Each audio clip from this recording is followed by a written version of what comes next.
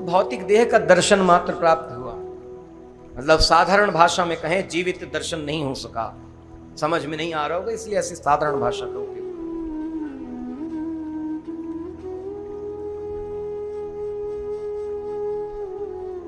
अंत्येष्टि क्रिया की तैयारी हो रही थी, श्री यामुनाचार्य स्वामी जी की अंत्येष्टि क्रिया की तैयारी, तब दर्शन हुआ। वहां वर्णन आता है, रामानंद स्वामी जी ने श्री यामुनाचार्य स्वामी जी की मुड़ी हुई 3 अंगुलियों को देख करके जब प्रतिज्ञा की, उसके बाद श्री रामानंद स्वामी जी महाराज ने श्रीमुख से व्यक्त किया, कहा मैं श्री यामुनाचार्य स्वामी जी का एकलव्य हूं। तो ये एकलव्य का इतिहास भी सबको मालूम है। द्रोणाचार्य के ऐसे शिष्य हुए, प्रत्यक्ष शिक्षा द्रोणाचार्य ने उनको नहीं दी थी, लेकिन द्रोणाचार्य की मूर्ति बना करके और उन्हीं को गुरु मान करके अभ्यास करता रहा एकलव्य। तो एकलव्य एक ही हुआ, दूसरा एकलव्य नहीं हुआ। नहीं हुआ ना। बाकी सारी बातों में हमें नहीं जाना है, अर्जुन के लिए द्रोणाचार्य क्या चाहते थे और क्या नहीं चाहते थे, उसमें हमें नहीं जाना। बात यह है कि एकलव्य कैसे हुए, तो गुरु के प्रति निष्ठा कैसी है एकलव्य की, ये समझने वाली बात। श्री रामानंद स्वामी जी महाराज ने कहा कि मैं यामुनाचार्य स्वामी जी महाराज का, श्री यामुनाचार्य स्वामी जी महाराज का एकलव्य हूं।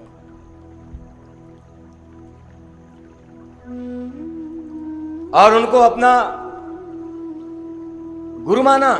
श्री रामानंद स्वामी जी महाराज ने तो श्री यामुनाचार्य स्वामी जी महाराज की जो 3 इच्छाएं थी उनको पूर्ण किया। प्रतिज्ञा करते ही उंगलियां सीधी हो गईं, तो श्री रामानंद स्वामी जी का नाम क्या पड़ा? यामुनांगुली मोचका। यामुनाचार्य स्वामी जी की उंगलियां जो मुड़ी हुई थी वो सीधी हो गई, उनका मोचन हो गया। यामुनांगुली मोचका ये नाम है।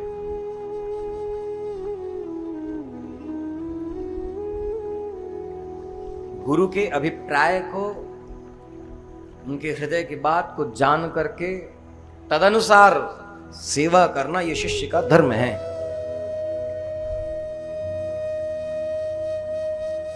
गुरु के हृदय की बात को, गुरु के अभिप्राय को जान करके सेवा करना, ये जान करके सेवा करना नहीं कि उसने ऐसी सेवा की है मैं ऐसा करूं। ऐसी सेवा करना शिष्य का धर्म नहीं है।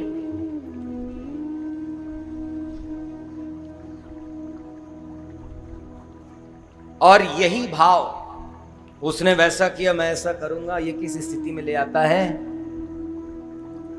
ये अपनी निकटता, गुरु से, आचार्य से अपनी निकटता को अधिक दिखाने, मैं बहुत निकट व्यक्ति हूं, ये दिखाने की स्थिति में ले आता है ये प्रयास।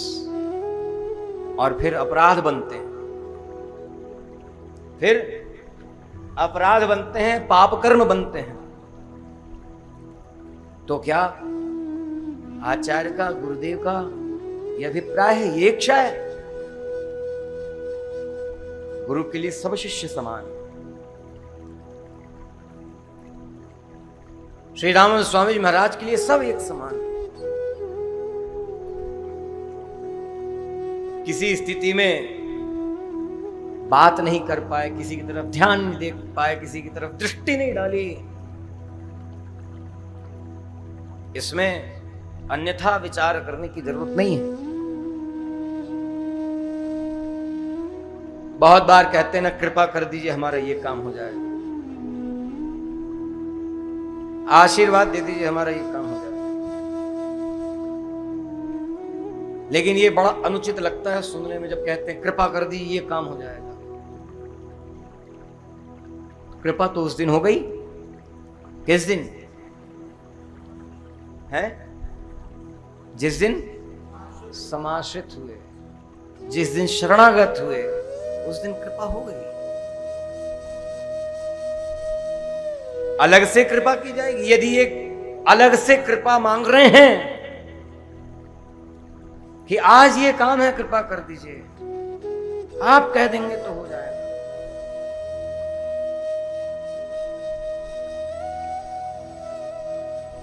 तो फिर ये कृपा पे विश्वास नहीं है।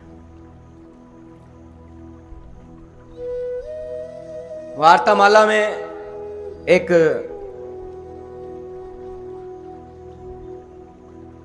प्रसंग आता है और श्रीलोकाचार्य स्वामी जी ने श्री वचन भूषण में भी कहा है, शरणागति के विषय में समाधान किया है। शरणागति कितनी बार की जा सकती है? इन्हीं महात्मा ने अपने आचार्य से पूछा, शरणागति कितनी बार की जाती है?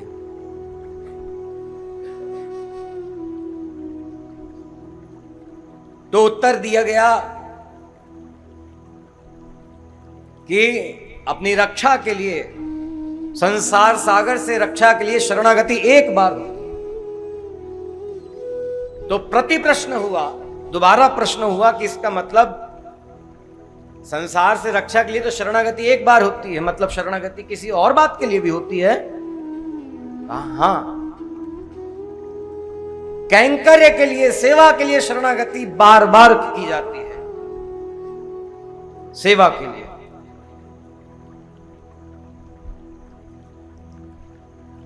तो अब ये बार बार की शरणागति, आज ये है आशीर्वाद दीजिए, आज ये है कृपा कर दीजिए, आज ये है कृपा कर दीजिए, ये बार बार की शरणागति, इसका मतलब रक्षकत्व पर, आचार्य के रक्षकत्व पर विश्वास नहीं होना, ये मतलब कहलाएगा।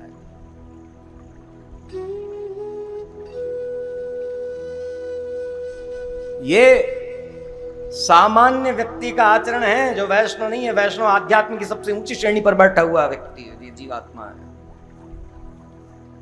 जिस उद्देश्य से सारा आध्यात्म है, सारे वेद पुराण शास्त्र आदि में जो कुछ कहा गया है, उसमें जो कुछ भी है, उनमें सबसे ऊंची श्रेणी पे जो कुछ ये सब धर्म कर्म आदि करके प्राप्त होता है, उसमें सबसे ऊंची श्रेणी पर वैष्णव बैठा है।